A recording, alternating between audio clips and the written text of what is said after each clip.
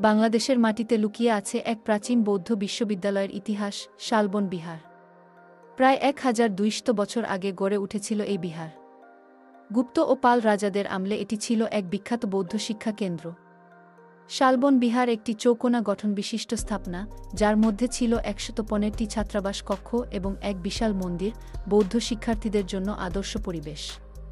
এখান থেকে পাওয়া গেছে প্রাচীন ব্রোঞ্জ ও পোড়ামাটির বুদ্ধমূর্তি, তাম্রলিপি ও দৃষ্টিনন্দন অলঙ্করণ, যা প্রমাণ করে একসময় এটি ছিল এক জ্ঞান ও ধর্মচর্চার কেন্দ্র।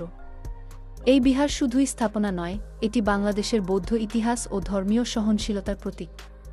এর পাশেই আছে ময়নামতি জাদুঘর, যেখানে সংরক্ষিত আছে অসংখ্য নিদর্শন। আজ শালবন বিহার কুমিল্লার সবচেয়ে জনপ্রিয় দর্শনীয় স্থান। ইতিহাসপ্রেমী, শিক্ষার্থী ও পর্যটকদের কাছে এটি এক চিরস্মরণীয় স্থান। শালবন বিহার, এটা শুধু এক প্রাচীন ধ্বংসাবশেষ নয়, এটা আমাদের অতীতের শ্রেষ্ঠত্বের স্মারক। একদিন সময় করে ঘুরে আসুন, ইতিহাসকে ছুঁয়ে দেখুন।